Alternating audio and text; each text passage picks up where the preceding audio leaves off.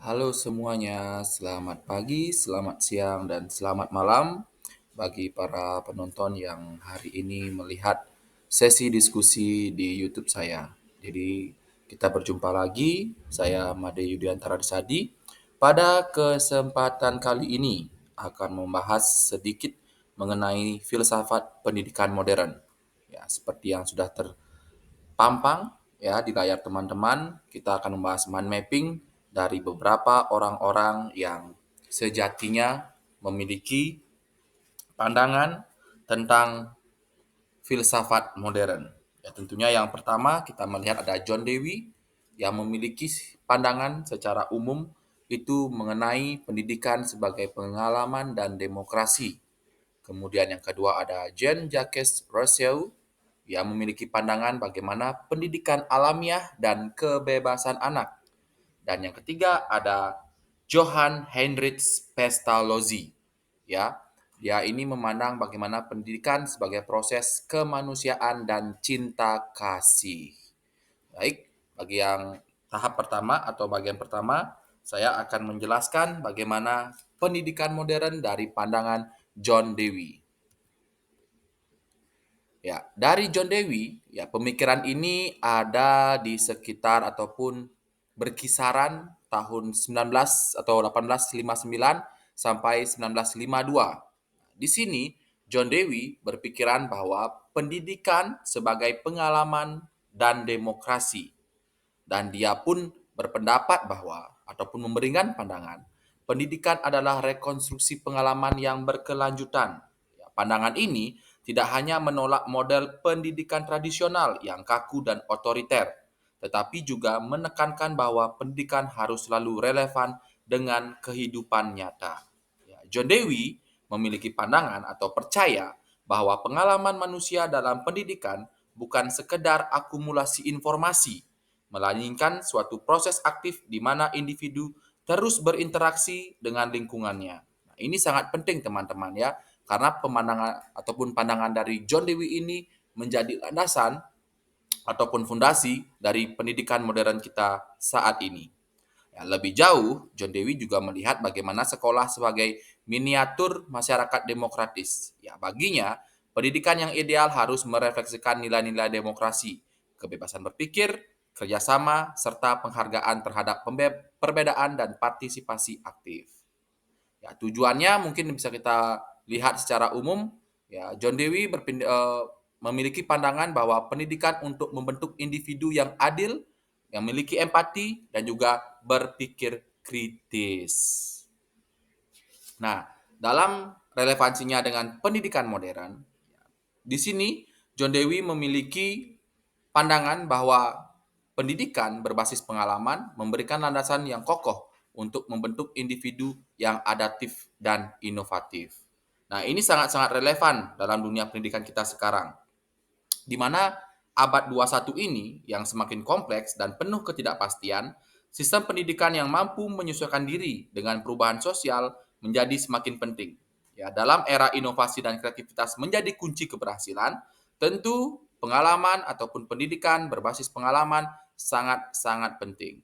Jadi secara kesimpulan, John Dewey bukan sekedar seorang filsuf pendidikan, melainkan juga seorang reformis yang memahami bahwa pendidikan adalah alat untuk menciptakan masyarakat yang lebih baik. Jadi pandangan John Dewey ini sangat-sangat penting ya dalam melihat bagaimana keterlibatan aktif dalam pembelajaran, konsep pendidikan yang inklusif dan relevan dengan kehidupan nyata. Bagaimana pengalaman ya terus-menerus akan membantu manusia dalam memahami pendidikan tersebut. Seperti yang dikatakan oleh John Dewey, pendidikan bukan hanya persiapan untuk hidup, melainkan pendidikan itu adalah kehidupan.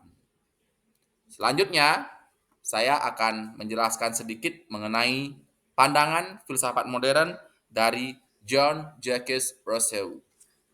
Ya, pemikiran ini ada sekitar abad ke-18, 1712 sampai 1778. Ya, secara umum beliau berpendapat pendidikan harus selaras dengan perkembangan alamiah seorang anak. Ya, pendidikan alamiah dan kebebasan anak. Nah, di sini Dia mengatakan bahwa anak bukanlah miniatur orang dewasa yang harus segera dimasukkan ke dalam kerangka berpikir rasional dan normatif masyarakat, melainkan individu yang memiliki tahapan perkembangan tersendiri.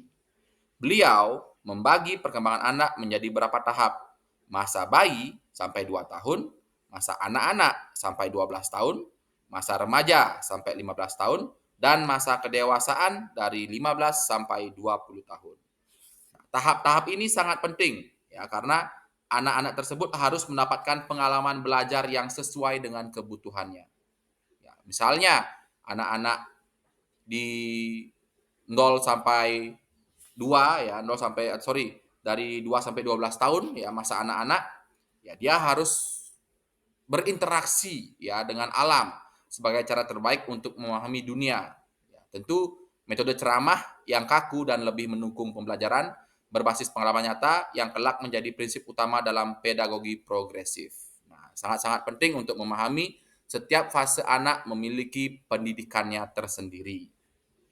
Selanjutnya, ya bisa dilihat bagaimana tujuan dari pandangan ini adalah membentuk individu yang bebas dan bertanggung jawab. Nah, itu sangat penting ya teman-teman, karena di sini konteks kebebasan ya adalah sebuah kebebasan yang terarah dan sesuai dengan hukum alam. Ya, pendidikan yang mengekang dan menuntut kepatuhan hanya akan menciptakan individu-individu yang patuh tetapi kehilangan kreativitas dan daya kritis. Oleh karena itu, dalam sistem pendidikan yang ideal, anak diberi ruang untuk bertanya, mengeksplorasi, dan menemukan jawaban mereka sendiri. Nah, tentunya bagaimana ini relevan dengan dunia pendidikan modern atau zaman sekarang?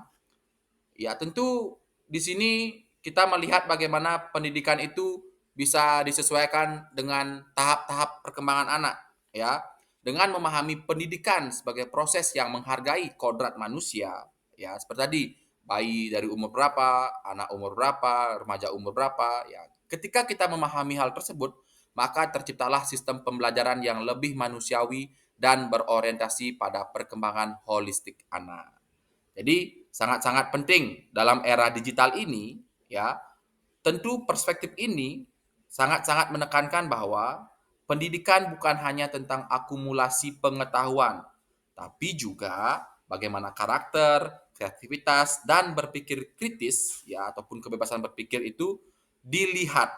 Ya, dengan memahami hal ini kita bisa membantu perkembangan anak lebih baik dalam pendidikan. Dan yang terakhir, saya memiliki pandangan dari seorang yang keren juga, ya.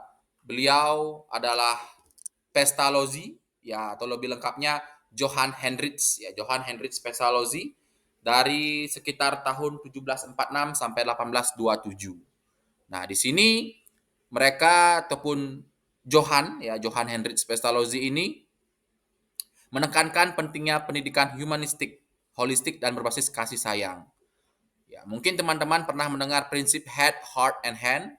Ya, itu merupakan sebuah pandangan dari Pestalozzi yang akhirnya konsep ini ya menjadi dasar pemikiran pendidikan modern mengenai kognitif, afektif, dan psikomotor. Dan tentunya sangat penting peran guru di sini untuk memahami jiwa dan perkembangan anak. Nah, bagaimana ini bisa menjadi sebuah relevansi di kehidupan ataupun pendidikan sekarang? Ya, tentunya pandangan ini sangat-sangat penting dipahami untuk bisa diterapkan pada pendidikan modern sekarang. Ya, karena filsafat ini menekankan pembelajaran aktif, perhatian pada perkembangan anak, dan integrasi nilai moral dengan intelektual menjadi karakter utama untuk ditingkatkan di pendidikan modern.